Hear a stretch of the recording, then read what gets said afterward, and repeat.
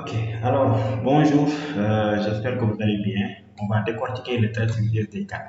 Donc aujourd'hui, on a pris un trait sur USD4 et c'est vraiment un trait 5 étoiles. Maintenant, je vais vous montrer comment on a fait pour rentrer en position et quelles sont les confirmations qu'on a eues.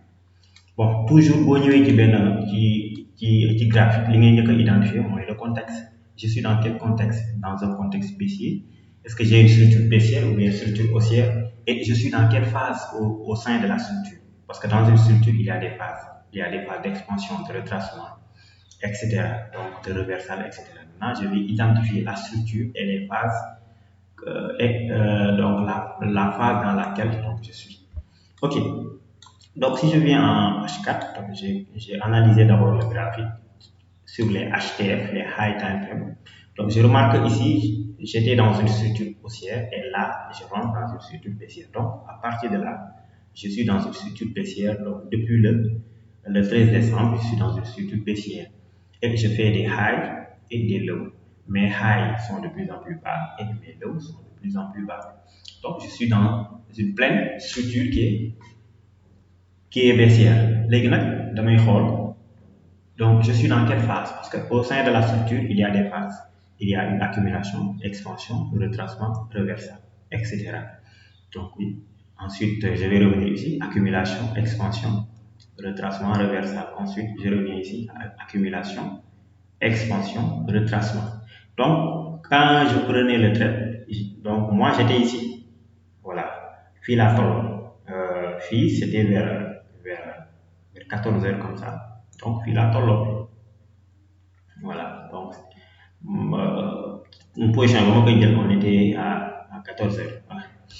léegi comme fii laa tolloon donc damay xool ci ban phase laa nekkoon su may xool damay gis ne phase maa ngi woon ci phase de retracement j'ai une accumulation ici une expansion et un retracement donc quand j'ai un retracement maintenant je vais voir est-ce que sama retracement bi je suis allé jusque dans la zone haute ou pas, c'est-à-dire est-ce que j'ai un retracement optimal. Pour ce faire, donc je vais descendre en unité de temps inférieure pour que ça soit beaucoup plus clair. Ok, donc là j'ai une expansion ici. Excusez-moi, donc j'ai une expansion ici et un retracement. Maintenant je vais voir est-ce que mon retracement a atteint la zone haute. Alors je vais prendre mon outil Fibo. Donc je viens, je pose ici. Ensuite, donc je descends et là je vois que je suis, voilà, donc le prix est arrivé pile poil sur les 78,6% qui est donc le niveau de retracement optimal et je suis dans la zone hauteur. Donc j'ai une expansion, un retracement, je dois impérativement avoir maintenant le reversal. Maintenant je vais rentrer en position pour bénéficier du reversal, pour me traiter de reversal, donc le mouvement baissier. Donc je suis baissier. Alors, j'ai un contexte baissier et je suis dans la phase de retracement. Et après un retracement, on sait qu'on doit avoir un reversal. Donc, j'ai des hypothèses, donc ça coïncide.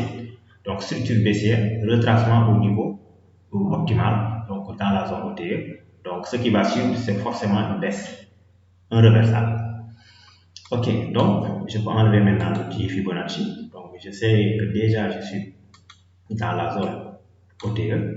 Je vais descendre en unité de temps inférieure pour voir maintenant, pour voir maintenant mes liquidités. Voilà, je dois maintenant repérer mes liquidités. Bon, je reviens en H1 par exemple et je vais mettre maintenant mes indicateurs. Ok, donc il faut bien voir, là je suis dans la phase d'expansion et là on est dans la phase de retracement et on voulait donc trader ce reversal. Voilà, donc ici vous supposez que ce mouvement-là n'est pas encore venu. Donc on est là, on est ici. Maintenant on va mettre les indicateurs pour voir du point de vue liquidité. Quelles sont les liquidités qu'on a prises. Donc je vais mettre les indicateurs, voilà. Bon, je vais enlever la kill zone. Je vais mettre donc l'Asian Session et donc les previous weekly, previous daily. Et là, je crois que ici j'ai mon Asian Session.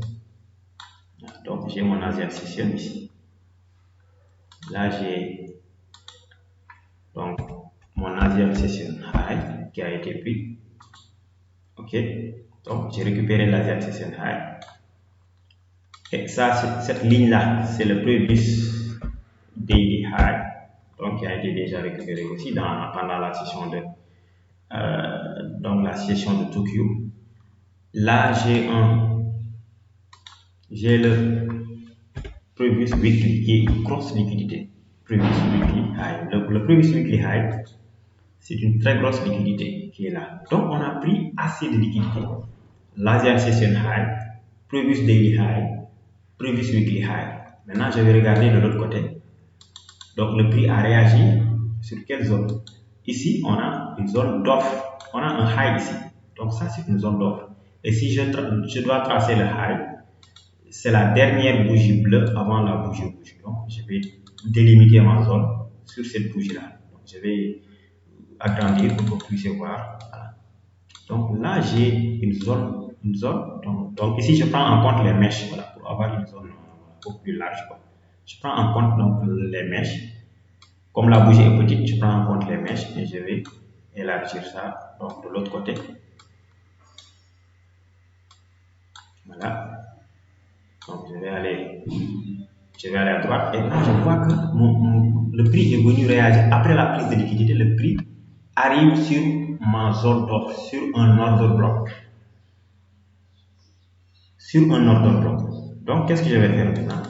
Ensuite, donc, je vais retourner encore pour voir qu'est-ce que j'ai ici. La zone délivre de l'imbalance. Ça, c'est ce qu'on appelle une imbalance. Ça, c'est très intéressant. Si vous avez une zone d'offre qui a de l'imbalance, sachez que c'est une zone d'offre qui est très pertinente, que ce soit la zone d'offre ou bien la zone de demande. Sachez que si votre order block, en tout cas, donc votre order block, que ce soit une zone de demande ou bien une zone d'offre, si votre order block a de l'imbalance, sachez que c'est un order block qui est tellement pertinent.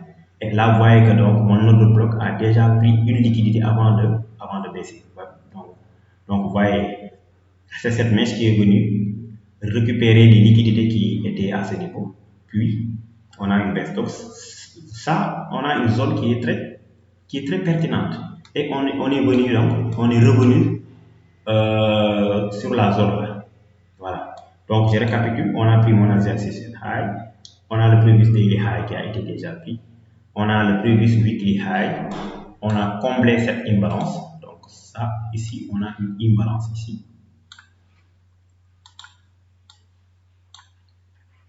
On a une imbalance ici. On voit qu'on a comblé donc cette imbalance. Donc, je reviens. Vous voyez, donc l'imbalance, c'est l'espace entre cette bougie-là, une première bougie, deuxième bougie, trois bougies. Donc, on a un espace, un creux, bien un trou entre ces deux bougies. Donc, je vais agrandir pour que vous voyez mieux. Voilà, ici, on a un trou. Et ce trou a été comblé. Donc, du point de vue donc, liquidité, on en avait assez.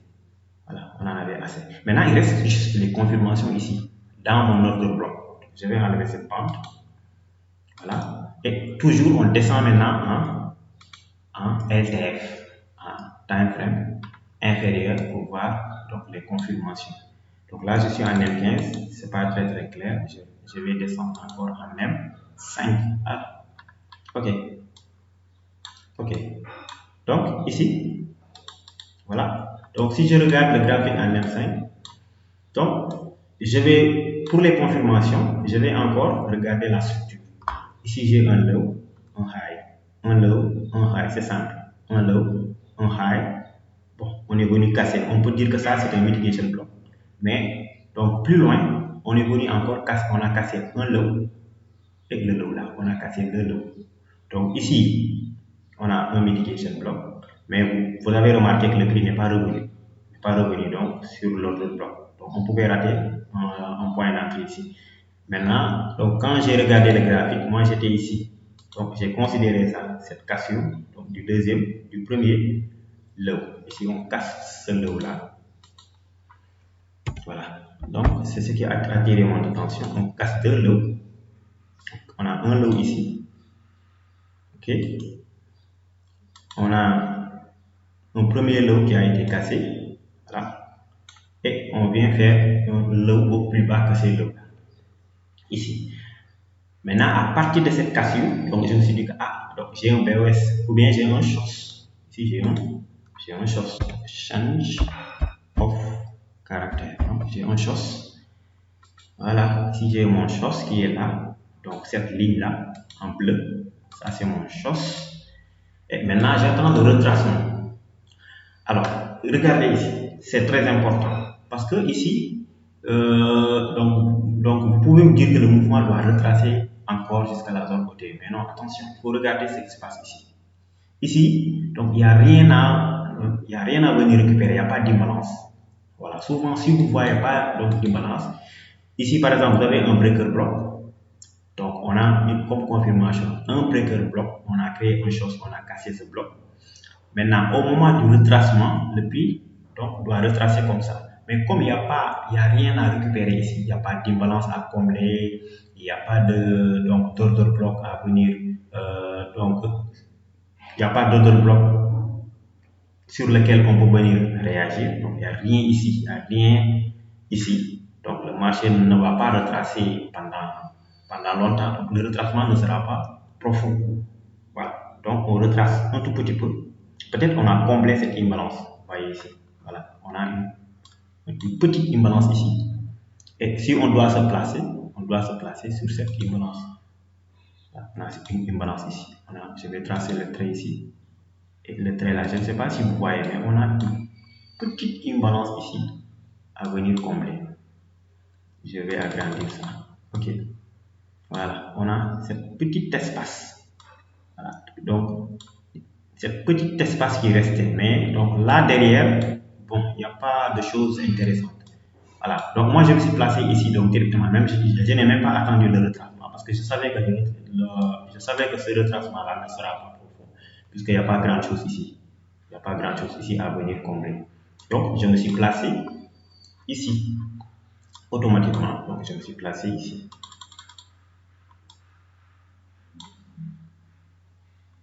Alors je prends mon outil short. Donc on doit vendre. Voilà. Moi automatiquement quand on a fait la cassure et je vois ces bougies qui montent, je me suis placé automatiquement à ce niveau. Et j'ai mis mon stop ici, donc en haut du premier high. Voilà. Et maintenant je vais viser donc comme TP1, donc l'Asian Session High qui est à ce low, du moins Asian Session Low qui est à ce niveau. Donc là on aura un ratio de 2,81 et comme TP final, donc je reviens à M15 pour voir parce que les TP il faut maintenant après donc descendre en intertemps inférieur pour mieux voir les TP. Voilà, on avait un premier TP ici, Take Profit, Asian Session Low. On pouvait viser aussi. Donc le deuxième TP c'est le Previous Daily Low. Voilà, on peut viser ça, mais c'est pas obligatoire. Donc quand on vient ici, c'est pas sûr qu'on va aller atteindre ce Previous Daily Low. Mais le TP le plus rassurant c'est ici. Voilà. Ici, on était tout près donc, de la position et c'était sûr que donc, dans la journée, on pouvait venir récupérer ça. Et finalement, on l'a récupéré Asian Session Low. Donc, à partir de là, on peut faire une clôture partielle. Donc, encaisser une partie de nos gains et ensuite donc, laisser le trait courir jusqu'au TP final. Voilà, jusqu'au TP final. Donc, c'est ça. On avait vraiment un trait 5 étoiles avec toutes les confirmations qui convergent. Structure baissière, on est dans la phase de retracement, on retrace jusqu'à la zone côté, retracement maximum. Du point de vue donc liquidité, on en avait assez. On a pris l'Asian Session High, le previous daily high, le previous weekly high. On avait une réaction dans une zone, dans un order bloc qui était pertinent.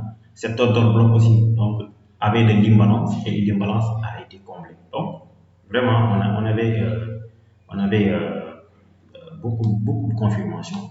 Beaucoup de confirmations. Donc, on est rentré ici et à partir de là, on fait 2 fois 87 fois notre risque.